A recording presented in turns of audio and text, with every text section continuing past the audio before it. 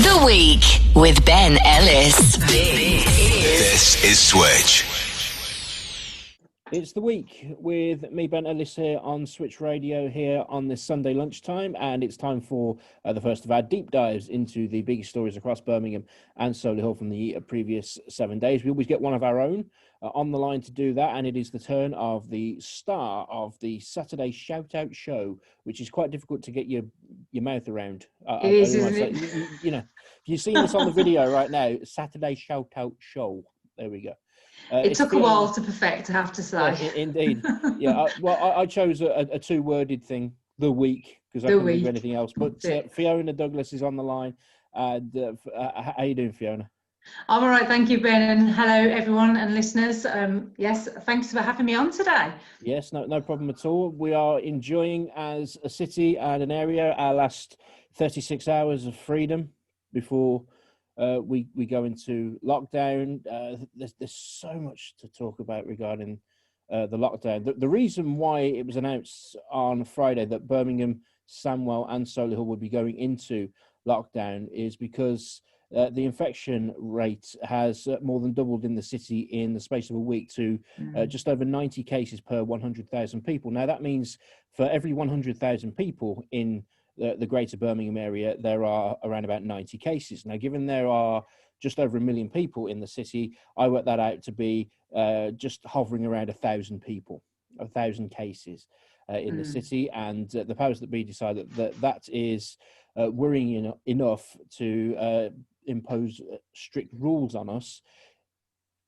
We're hearing the word lockdown, Fiona, but I think we need to stress this is not the same as the lockdown that we all experienced nationwide from March the 23rd, is it? This is a bit different. Yeah, I'm a bit confused, if I'm honest, Ben. So it's basically looks like you've come to the wrong place. Well, let's talk it out and see if we can kind of get around this, because so you can't meet up with more than 6 people inside or outside. Is that correct? That's nationally. That's nationally. That was announced earlier on in the week. Up to recently, the rules were you could socialise in groups of up to 30 people. Let's be honest, who's got that many friends, really? I know. Oh yeah, the people who brag. Oh yeah, I've got at least 100 friends. Me? No, you haven't. Stop being ridiculous. But anyway, so 30 friends or a gathering of 30 people, that was reduced down to 6. How you go from 30 down to 6, I think they've just plucked the number out of the air, quite frankly. But that was the thing that was announced earlier in the week. Then we get the worrying numbers that are coming across the greater Birmingham area. So it's decided that from Tuesday, the rules are changed as far as we're concerned. Now, what it means is we can do everything essentially that we were doing before. We just can't go into each other's houses. Yeah, that sounds pretty much what it is. That's and what I don't understand about that is, well, I'm not that social a person that I go into other people's houses anyway. So that, for a start, that doesn't affect me. I'm here. I'm literally in a bubble here when I do the radio show on Switch Radio in my kitchen. But if you can't go into people's houses, Fiona, surely these are the same people you're not allowed to mingle with, who are on the same school runs, who are on the same commutes into work, who gather, because you can still go to the pub, you can still go to restaurants and cafes and what have you. None of those things are being affected by this. What is the difference between what we're being told we now can't do and what they're saying you can do? It's lockdown in name only, isn't it, surely? It is, and there was an interesting comment on social media actually that said you can go anywhere you like as long as it's got a till attached to it, which I thought was pretty good actually. It's true. So you can go to the pub, you can still go out and eat, you can still go shopping, you can do all of those things, but you can't meet up person to person with Barbara next door, for example, which just sounds ridiculous. Yeah. Morning, Barbara, by the way. That's my grand's name is Barbara, so we'll put that out there. Morning, Gran. Yeah. It just seems so strange. It does, and unfortunately, people were getting used to the just meeting up in small groups, small bubbles, if you like, to enjoy a few drinks in the garden rather than going to pubs and having a few barbecues. So trying to get back some normality and some kind of social confidence, I suppose, because during lockdown, a lot of people have lost confidence with going outside and meeting up and stuff. And for me personally, I think I've literally been out 3 times over the lockdown, even since it's eased a little bit, which is it's quite unusual for me. I haven't. No, exactly. So, and then to restrict us again to say those little gatherings that you were having and getting back some confidence and some social skills, we're taking that away now as well. So we're literally going to be like zombies walking around, not talking to anybody, paying, handing over our money for our food or our drink or our coffee or whatever we're buying. So it just seems like they're trying to work out how they can keep the economy going whilst keeping us all nice and like almost managed, because if we go into a shop or a pub or a restaurant, there's rules around it, aren't there? And you have to social distance. So maybe it's about controlling us as a society. So if you were let loose and could have parties at home and stuff, that's where all the trouble starts sometimes, isn't it? There's too many. The leader of Birmingham City Council, Ian Ward, said on Friday in an interview, to clarify the situation, we have now agreed with the government that the household restrictions which will come into force next Tuesday will not affect the hospitality sector, bars, restaurants and cafes. He said you can continue to go to restaurants and pubs in a maximum group of 6, so that would allow you to meet another household. The reason for this difference is the data and information is telling us it's household gatherings together in one home where they are spreading the virus. How do you know that? How can you possibly know that? Because, the track and trace system. That doesn't work. Yeah, I know, but when it asks you who you've been in contact with, you can say, well, I've been in contact with my husband and I've been in contact with my sister, but all the people that were on the bus I didn't know about. I don't know their names, so I can't give you their details. So the track and trace has only got the 2 people from your household on their track and trace. So it's the data again, isn't it? It's kind of like misleading. It's not correct. It's useless. Well, the new app is being launched on the 24th of this month. That was announced. And it's the same app that's used in Scotland, which they are deemed to have been quite successful in that. What I don't understand, this is the thing, they're talking as if the virus knows what day it is. You know what I mean? So it was announced on Friday that these are the numbers and this is where it's got to, and it's all a big problem. And Birmingham, Sandwell, Solihull, you're going to have to go into lockdown on Tuesday. I know. Why not leave now? it a couple of days? Why not? Is it safer now than exactly. it would be then? Yeah, no. So essentially, what you've had, not that I want to glorify the plot of quite a disturbingly violent film, but this weekend has been like the purge, as far as Birmingham's concerned. People have gone out, they've mingled, they've socialised because they still can, and I'm not knocking that. I give the example. My birthday is July the 1st. Now, if you remember back in 2007, that was the day the smoking ban came in. It was a Sunday, so therefore I said to all my friends, and I didn't have 30 friends, by the way. It was a gathering of whatever. That 30 number annoys me, but never mind. I said to my friends, right, it's Saturday night, it's June 30th, it's the last night we can do it. I'm not a smoker, but let's have a smoking party. That's what it didn't go down too well with some people that were there. I was young, you're irresponsible, blah, blah, blah, blah. But that's what we did because we could. So are we saying that people over this weekend, given the fact that we're having a bit of an Indian summer this weekend as well, weather on Sunday and into Monday is looking like it's really nice for the first time in weeks because it's been a terrible summer. Why did they allow this to go on until Tuesday if they're saying it's completely, if the data's spiraling out of control and we want to lock Birmingham down? I just don't get it. No, you're absolutely right, Ben. I think they need to give people some kind of notice. But even so, why the weekend? Is it because there's a horse racing meet going on, or so? Doncaster, it begs the question. Yeah. Let that carry on. Seems that I mean, what was the other one? Cheltenham, wasn't it? Where Cheltenham, it was lockdown right after that weekend as well. It was, and I was I'm a sports fanatic, and I love the Cheltenham Festival, and I've been to the Cheltenham Festival, and I love it. 2 weeks before the lockdown, I was in the commentary box at Wembley for Aston Villa's cup final with Oh wow! Manchester, surrounded by 80,000 people.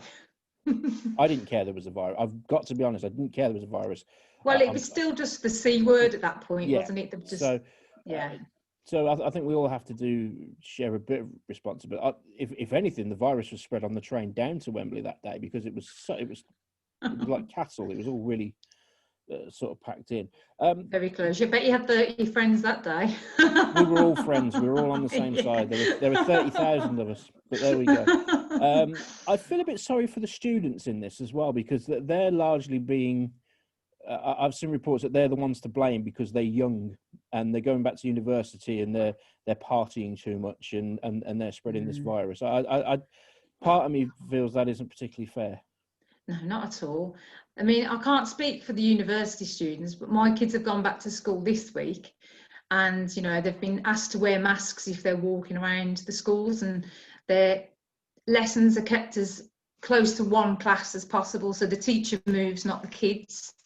And they're adhering to things like that. But yeah, I'm not really sure, to be honest. University, I think as well, because the pubs and bars are open, you are going to get people that still want to go out. And the youngsters, you know, I say, you know, probably age group between 20 plus maybe. You know, they don't understand, or that's a bit patronising, to be honest. Of course, they understand the risks, but they're willing to take them, and maybe they do get a little bit lax when they've had a few drinks and whatnot, which you can understand.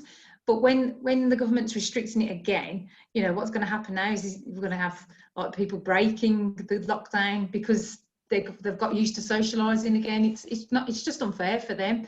And there are other areas of the economy, if you like, that have been opened up, like the public transport, restaurants and bars, where people can pick up those, you know, the COVID as well. So it's not just the students. I think it is a bit harsh to blame them, to be honest.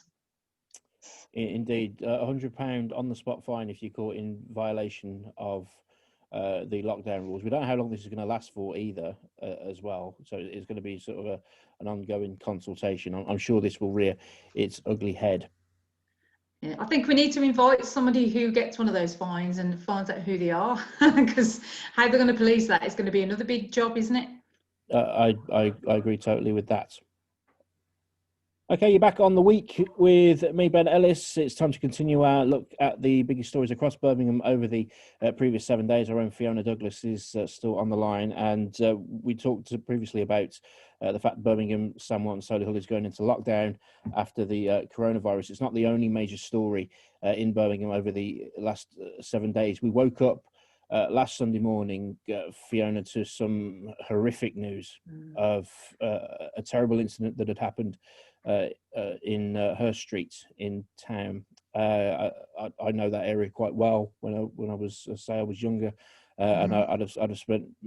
It's highly likely had I'd been out and about, I would have been around about there. So when you hear news about what has happened, one young man unfortunately lost his life. 7 people were attacked as well. We can't really go into any more detail because the man has been arrested on suspicion of murder and attempted murder. Regarding that, the topic here is a wider one, and although the police have denied, and I think we must, denied is actually the wrong word, but the police have stated, or they haven't stated, that this is a hate crime that's been investigated. Public opinion that we've seen on across social media and just conversations that we've been having between ourselves as a city is that there does seem to be an element of a hate crime about this. I mean, what are your thoughts? I mean, obviously it's horrific. It is horrific, and as a mother of 2 sons, it's just awful to think that, you know, your son would go off to a different city to visit his friends who are studying in Birmingham and never come back. It's just heartbreaking, it really is. The guy who's been arrested, well, from what I've read in reports and stuff, he's got mental health issues, which is the only explanation anyone who to do anything like that has got, to be honest. So hate crime. It's like, you know, if the LGBTQ trans, you know, that kind of area isn't for you, why go there? Do you know, is it against people in general? Is it because they're LGBTQ? Is it because they're students coming out of snobs? Do you know what I mean? That's in that area as well. Yeah. It's also the Chinese Quarter.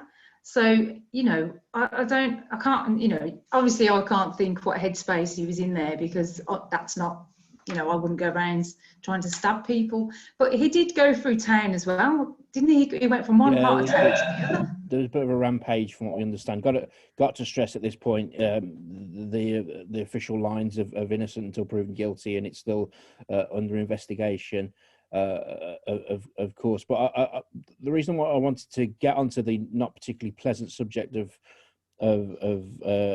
what's being perceived as a hate crime, it takes us back to what we were talking about in our conversation previously about the changes in society from where we went from a lengthy period of lockdown, where the effect that has on people who I have to be so careful, who may have, shall we say, extremist views of one form or another, and obviously we can't condone that, but do you think lockdown plays a part in people who feel negatively about a lot of things, that they can't get a release from that negativity because of the lockdown, and they get to a point where this person in particular, as I say, don't really want to speculate, but you know, that they might have just been tipped over the edge because of the situation we've all been going through, or is this person just fueled by hate and it was going to happen anyway? Well, there's a lot of services and support out there that's been locked down, along with everything else. I mean, there've been hotlines and stuff for people who, you know, if they want to talk to people, they can. But you know, with people with mental health issues, I'm not saying, you know, that God particular, but anybody, have probably found it a lot harder during lockdown to get the support that they wanted or that they're used to.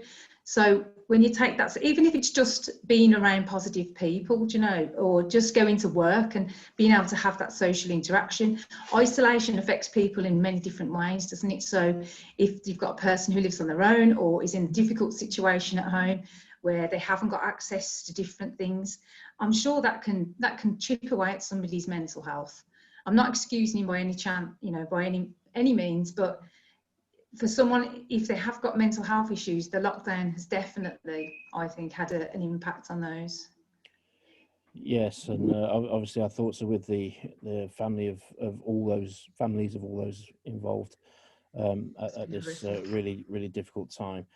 Going into some of the other stories that we've got here. I say a lot of it is coronavirus related, but we're trying to look for some of the stories that aren't. I'm fascinated, Fiona, by this mini city or mini town that's been proposed in Solihull, just off of. It's supposed to link up with HS2 and the airport, isn't it? That's the idea. Yeah. I think who wants to live in a triangle surrounded by networks of roads and rail and by an airport? It's beyond belief, to be honest. It's going to be a bit noisy, isn't it? Yeah, it's just a little bit. You've got the M42, the M6, HS2, Birmingham Airport, and you know that they're your neighbours. It's bizarre. It's been coming a while, because we've been from Solihull in Smithswood. We've seen a lot of plans going around, and you know, there's it's supposed to be a village of like residents, business, retail. I mean, it sounds amazing, it really does, but I think the location is a little bit ambitious. And the green that it's going to take away, it's in like a triangle, isn't it? So it's from where Melbix was over to where the NEC is, that kind of triangle there, which we've seen, it's been literally just ripped apart, that part, with just, you know, all the hedges and the trees and everything just all gone. It just looks greenbelt so land, isn't it? That's the big thing. It's greenbelt land, and so there's going to be some local opposition towards this. As well. So it's a mini town near Solihull's NEC has been, although at the moment it's just opened up for public consultation, but the scheme, which will sit up to 3,000 homes and sprawling business districts wrap around the HS2 interchange station. That doesn't say anything to me. quite frankly, No. of what that is. I can imagine with HS2, they'll be catering for travellers, which makes sense. So there's going to be more hotels. There was already a hotel that's been given the go-ahead over on by Resorts World. I think they had to plant 12 trees to make up for the bit of land that they're taking, which is ridiculous. But yeah, so yeah, I can see the businesses are probably to service the travellers. I can't imagine, especially since lockdown now, how businesses are going to be working differently with blended working, flexible working. How many offices are actually going to be needed? Because there's a lot of units around at the business park already that are sitting empty. So that'd be interesting. Any residents who are concerned about this, living locally, they can leave comments up until September the 30th if they visit ardencross.com/consultation if they're opposed in any way to this mini town. Another story that caught my eye as well this week, Fiona, I don't know if you saw this, it's about a park or plans for a park, which £180,000 plan for what's been called the Rolls Royce of playgrounds. Solihull villagers have rallied behind plans to transform a tired piece of parkland with hopes of creating the Rolls Royce of playgrounds, the Rolls Royce of playgrounds. A community-led campaign to replace the outdated equipment at Knoll Park is gathering steam. 600 residents have had their say on what they want to see. I mean, we're all kids. We all hung out at parks. We all probably at times when we were young did things we shouldn't do, and all that. Sort of gloss over that right now. But for somewhere to be called the Rolls Royce of parks, if I'm say 11, 12 years old, I'm expecting big things when this thing comes. I think these days they'd be expecting somewhere to plug in their chargers and that kind of thing, and computer screens and DVD, like Xbox rooms. That's the Rolls Royce of playgrounds, isn't it?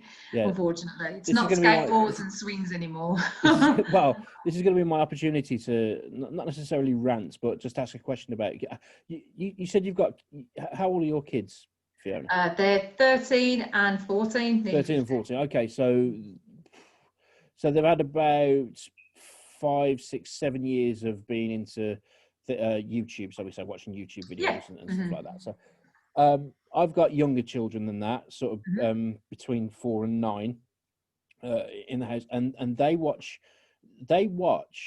children playing with toys on YouTube, and they're the same toys that they've got. So Christmas comes around, they say they want this, they want that, the other. Father Christmas is kind enough to deliver what they wanted, but they'd still rather watch American children play with the toys that they've got on a YouTube video, but not on tablets or anything, on the main television where I want to watch the football, but it doesn't seem to be able to happen because I've got to watch them play with their toys. But getting back to this park, as I say, I'm certainly from a different generation and all that. Any park where the slide or the swings is not surrounded by a million pieces of chopped up bark that's on the floor, that's really, really sharp, that's going to go right through your ankles as soon as you land on the, it's got. They have these like springy concrete now. These are much safer times. I think, what sadist put those in a park when we were kids? It's just, true, though. I know a slide that was used to be down by Pembroke House, Clare House, down Burton's Way. Yeah. And it was, obviously I was a lot shorter then, but it felt like the biggest slide ever because it had a little slide halfway up, and then it showed how big it was because it was the biggest slide. And thinking about it, it was up quite a steep concrete hill, and it's amazed that no one was really badly hurt going up and down that. And those witch hats, do you remember those climbing frames that were in the shape of the witch hats? Yes, I do, yes. They were horrendous. And even like the roundabouts where, you could get somebody to spin you, and like the amount of times you come off those really dizzy and stuff. Yeah. Great times then. We were hard. We were hard compared to these. Yeah, ain't got a clue today. No, they haven't. I mean, there was we lived by Lanchester Park, and we were very excited to hear that they were going to refurbish that park up there. So we were very excited to see it. And when we went up, it was kind of like, okay. It was one of those little rocky horse things. There was a very safe, very low kind of frame, and not much else, if I'm honest. I think the only thing that was good about Lanchester Park was that they redid the skateboard park, which was a bit too old for my kids at the time. But it was, the older kids did like that, to be fair. But for the little kids, it was useless, to be honest. And we've redone the park, we've done this, we've done that. No, you didn't know. There was a bench for the parents, which was about the best thing. Mm-hmm. But times have changed as well. I think probably going on a bit of a nostalgia trip here, where to the times when I was a kid, in the summer particularly, you'd get your parents saying to you as a cat walks past the screen. The cat walks past. The cat walks past the screen. If you've seen this on YouTube right now, Come on, he's jealous. He wants switched. Well, yes. I've got one somewhere that'll show up at no doubt at some point. But isn't it interesting though how when I was a kid and they say you were much younger as well, your parents would say to you in the summer, "I don't want to see you until the sun goes down." That was our time to go home. Yes. When the sun was going down. Go out. I don't want to hear. I don't want to look at you. I don't want to see your face. I don't want to hear your voice. But today, I wouldn't let my kids anywhere near a park without my kind of supervision. Or strange, no, absolutely, yeah. I remember long hot summers, which is probably thinking of it through rose-tinted glasses. Sure. We'd go over to Water, which means crossing quite a busy road. Yeah. It meant trespassing on farmland, and wandering around a place that we didn't really know that well. Traffic, horses, everything over there. So, and we knew as long as we were back before the sun went down, we'd be okay. We wouldn't get told off, and that was dinner time then. But no mobile phones either. So your parents had no way of knowing if you were okay or not. That's it. But there we go. But then again, if you didn't have something expensive like a mobile phone, there was less chance of somebody your own age attacking and taking it from you. So, but there we go. We'll have to move on. It's the week with me, Ben Ellis, here on Switch Radio, joined once again by our own Fiona Douglas, looking back at the stories of the week. And this one has gone slightly under the radar, given the fact there's been the horrific incident in town, the fact we're going into lockdown because of COVID-19. But an urgent investigation has been demanded after a child with severe learning difficulties was transported to the wrong school in Birmingham and left there without anybody knowing who the child was. In the latest scandal for the council's Send transport service, it had been reported on Monday morning that a child with severe learning disabilities was transported to the wrong school and left for hours without any means of identifying them. The situation had been reported to both police and social services with no update as of when the story was reported on Monday. And there have been reports as well of another couple of incidents along this line. This is absolutely disgusting. I know, it is. I mean, to think that you put the trust of other people in charge of your children and children with disabilities who, may not be able to even talk and communicate very well, to leave them in a school that's not theirs, that's unreal, to be honest. It's kind of a little bit, how did that happen? And for them to do it more than once as well. But also the poor child in question just being left there and not knowing where they were, nobody knowing who they were as well. What about dignity? What about, giving the poor child a chance? It's just ridiculous. Councillor Alex Yip, the Shadow Cabinet Member for Children's Wellbeing, said that this is not the only case of a child being transported to the wrong school since children returned, and called for an urgent investigation into the matter. This is a quote: "I'm calling for an urgent and complete investigation into how this major safeguarding failure of at least one incredibly vulnerable and uncommunicative young person with serious special needs could possibly be transported, then left at the wrong school." The second week of chaos for home to school transport service, multiple schools across the city have been under tremendous pressure by late or cancelled routes with little to no notice, with parents left waiting for hours for a transport service that doesn't arrive, or phoning an unreachable travel assist helpline. This is heartbreaking. So they've left the child there. He's got no form of identification on him. So people who came out and seen him, seen the child sitting there, wouldn't know where he's from, wouldn't know who he belongs to.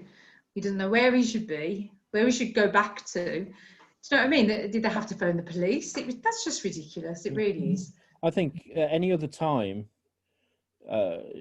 given the other stories that we've talked about, I don't think that would be not only our top story on this. I think that would be the top story in the country.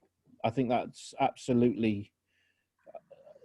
You could just imagine in other times, and maybe that's a failure of the national news as well in where their priorities lie. But that is just. Unbelievable. I have a child who has SEND needs, not necessarily to the level of that, but I can at least sort of scratch the surface of what the child's parents must be feeling, because it's just I don't know. I too have a child with special educational needs, and can imagine that if that was the case, then he'd be so confused and overwhelmed and would literally have a meltdown because he wouldn't know where he was or why he was there. So, and someone with more severe disabilities, that must have been just such an awful traumatic experience for that child, to not know a familiar face or not know where they are, doesn't know where mommy or daddy is. That's just horrendous. And the responsibility falls back obviously onto the transport people for, not even speaking to someone when they dropped them off to make sure they were handed over correctly. So, to leave them there, that's disgusting, really. We said this wasn't the only incident. Later on in the week, a teenage girl with special needs was mistakenly left at a school on the other side of Birmingham for 2 hours. I mean, there's mistakes, there's incompetence, but that is neglect. Yeah, that is the perfect word. Perfect word, Fiona, for it. Absolutely neglect, and it's absolutely disgusting. I don't get on my soapbox. We just comment on we just report the stories, but sometimes touches a nerve. You just feel that you've got to say what's what, and that's it. Fiona, it's been an absolute pleasure.